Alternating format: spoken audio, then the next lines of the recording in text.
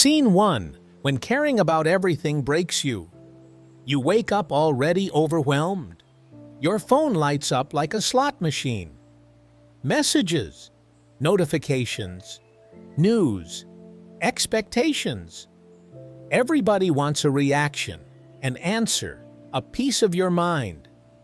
The world keeps screaming, care about this, be outraged about that, don't fall behind. But here's the truth. You have a limited number of things you can truly care about. Every time you obsess over something meaningless, you lose energy for what actually matters. This book is not about being careless. It's about caring more, but about fewer things. Think about this. What if your life changed the moment you stopped giving your fucks to everything and started giving them only to what is real, honest, and deeply yours? Scene 2. Your limited fuck budget. Imagine your attention as a small wallet. Every thought, every worry, every argument is $1 you spend. Most people burn their whole wallet on gossip, petty drama, and proving they're right on the internet. But here's the truth. You don't have unlimited fucks to give.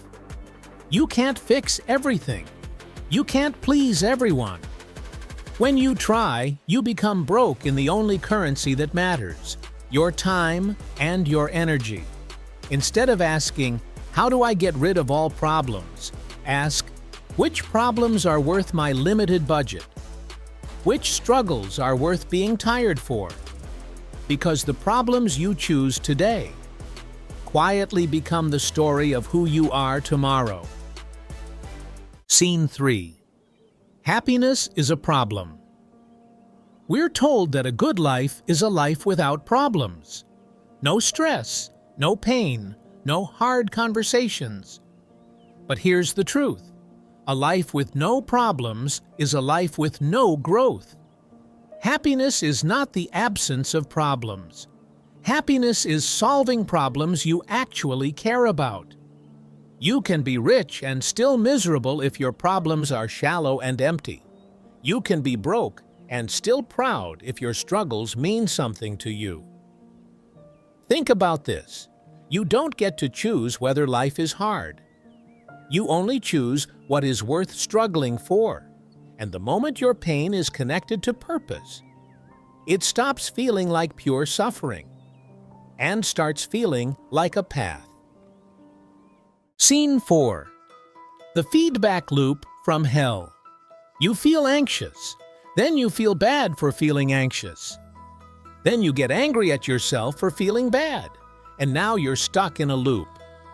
This is the feedback loop from hell. You suffer, then you suffer because you're suffering. The more you chase constant positivity, the worse you feel about your negative emotions. But here's the truth. The escape is radical acceptance. To simply say, I'm anxious, I'm scared, I'm sad, and that's okay. When you stop fighting your feelings, you stop feeding the loop. And when the loop loses power, you finally have the energy to change your life for real. Scene 5. You are not special, and that's good. For years we've been told, you are special, you are extraordinary. But here's the truth. Most of us are not. We are mostly average in most ways. And that is not an insult. It's freedom. When you believe you're special, you feel entitled to a special life without special effort.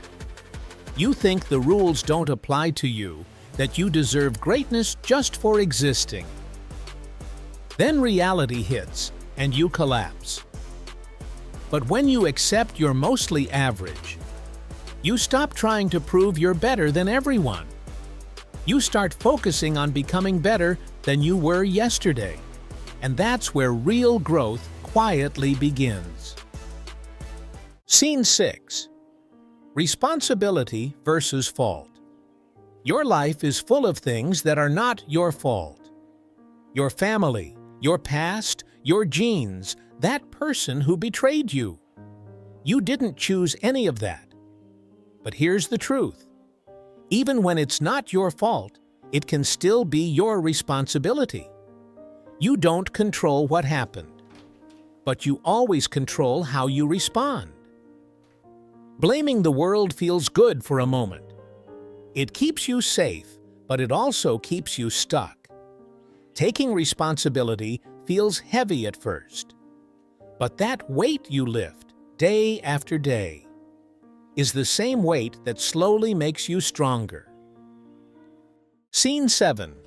Better values, better life. Mark Manson says most of our suffering comes from crappy values. Chasing constant pleasure.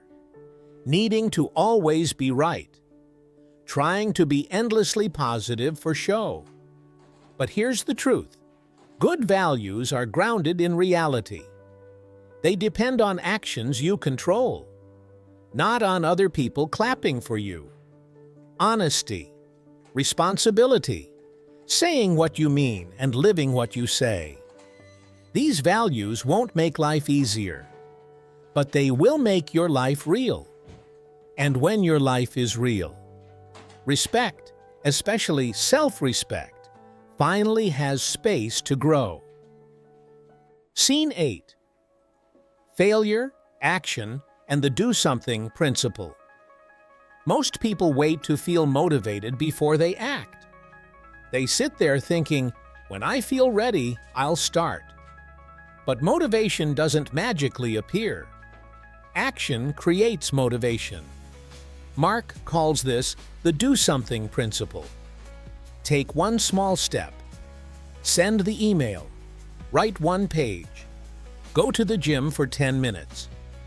And then it hits you. That tiny action makes you feel a little better. That feeling fuels the next action. Progress is not a lightning strike. It's a chain reaction you spark with one small move today. Scene 9. The power of saying no. If you try to say yes to everything, you quietly say no to yourself.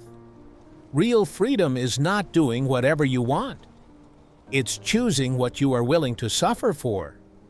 That means saying no to good options, so you can commit to the right ones. Think about this. The relationships that matter, the work that matters, the values that matter, only grow when you protect them with clear boundaries. Every no to what doesn't matter is a deeper yes to the life you actually want. Scene 10. Remembering death, choosing life.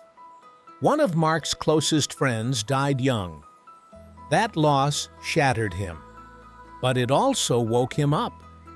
When you remember that you will die, petty problems shrink. The people you love move to the center of your life.